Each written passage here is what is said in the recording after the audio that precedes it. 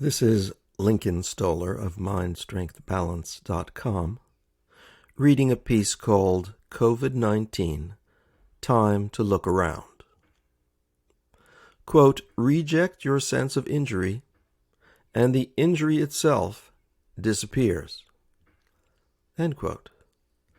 Marcus Aurelius. Questionable information. On the world's stage are performances of failed leadership, inequitable management, poor science, and bad advice. It's not just the failure of centralized supply and distributed manufacturing. It's also the failure of centralized thinking, a failure that arises when our information and expertise is distributed by and filtered through specialists who become information bottlenecks. The media has an average understanding of established information, but there is no established information about the virus, and the average of what's available keeps changing. Like the broken supply and manufacturing chains, the media spews questionable information like a runaway fire truck. A critical publication on the anti-malarial drug hydroxychloroquine reported that its use in COVID-19 patients created twice as many fatalities as no treatment at all. This was widely reported by the major media and trumpeted by politicians and public health officials.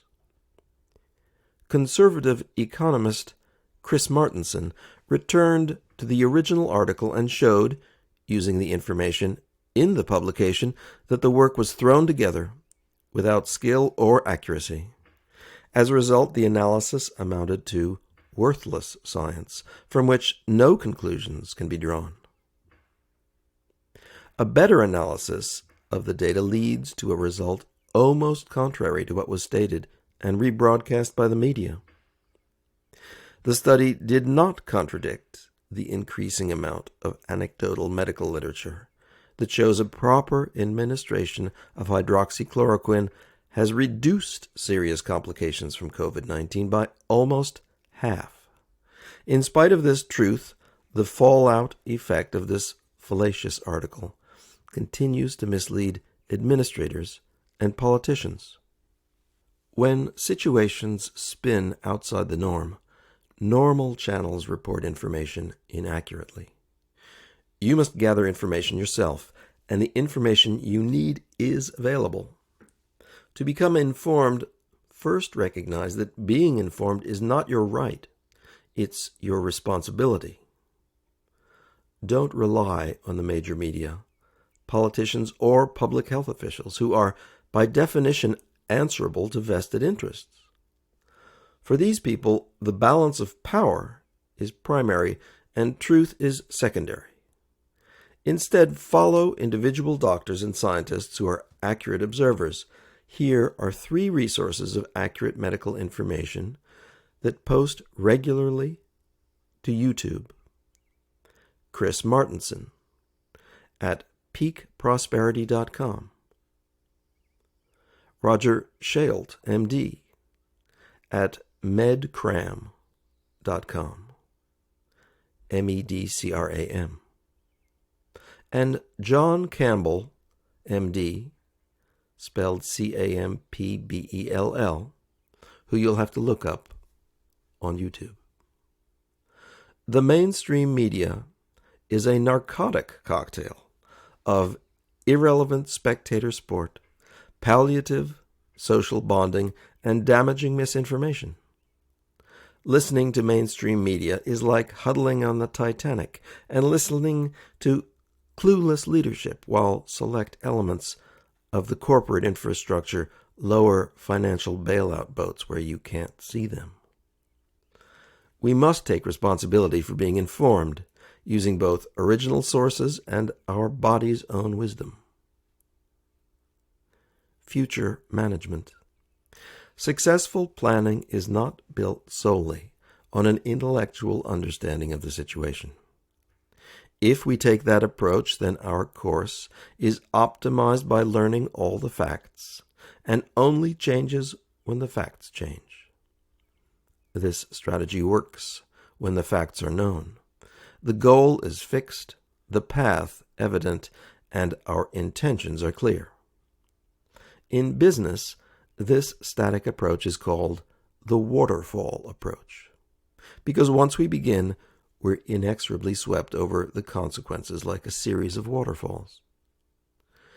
The requirements of this approach are rarely met. In a changing world, it doesn't make sense to fix a method for a creative process. Every ingredient of the waterfall approach is subject to change, and the larger, longer, and more complex the project, the more each of its elements may change with time or context. We are in the middle of a complex project now, the pandemic. In organizations, the waterfall approach fails more than 75% of the time. It fails because organizations are dissociated personalities that rely on numbers. They lack a connection to their own subconscious, and they have no intuition to guide them. They are the organizational equivalent of insane people. People don't organize their lives using the waterfall approach, though they give it lip service. It sounds good to say we've got it all figured out. But in fact, the more well-balanced we are, the less structure we need. Well-balanced people intuit the stability and solidity of their environment. At the same time, the more our environment loses its stability and solidity, the less well-balanced we become. Figuring out our way forward through uncertain times requires greater personal stability and flexibility and insight than normal. The insight we need is both insight into external events and insight into the needs and motivations of people, including ourselves.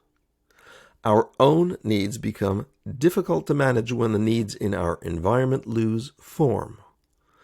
We are the stories that we tell. These are times to find and hold our center, both individually and collectively. Community cohesion is both a social and personal need. Politicians and administrators who fail to create unity are either personally dysregulated or are looking for personal profit. Simply arguing for personal balance does not make it happen. It may turn your attention inward, but it's not clear that you'll know what to do with what you see. This is a circumstance where what we call management morphs into what we call therapy. Management was always more than just arranging the pieces, and therapy is more than just fixing what's broken. Project therapy. I suggest a session with your subconscious. Your subconscious is your silent partner, except it's not so silent when your personality cracks. Then the sea of emotional perception and expression inundates your landscape. There are 3 situations in which you're in deeper touch with your subconscious: in your feelings, in your dreams, and at some fundamental level at all the rest of the time. In the last of these, during all the rest of the time, your subconscious streams behind you.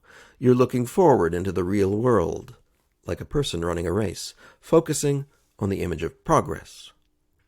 Considering your subconscious in these situations takes finesse, lest it cause you to stumble. And this is why the subconscious is ignored in business. It's too amorphous and complex.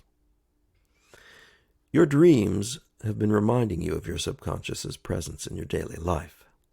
Dreams inject fertile chaos, the uncertainty of unconsidered possibilities.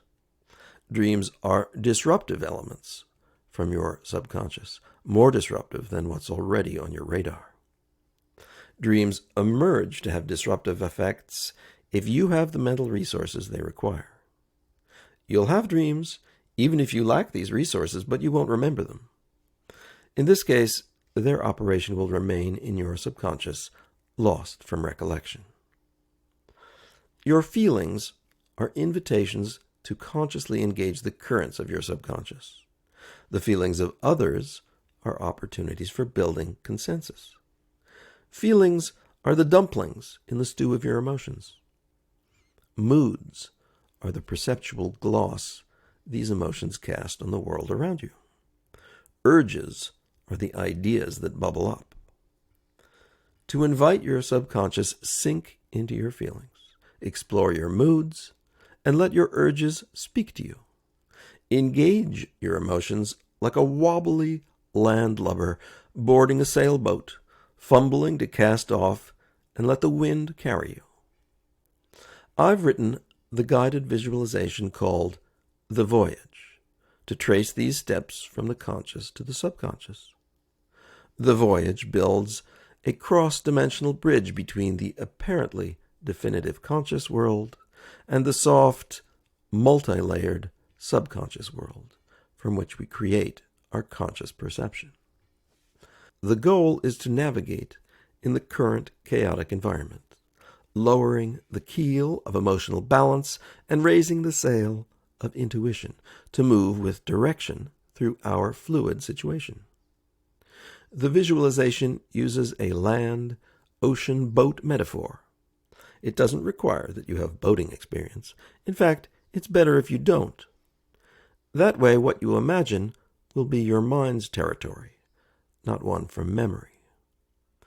Join me in The Voyage. You can find that as a separate podcast in this series.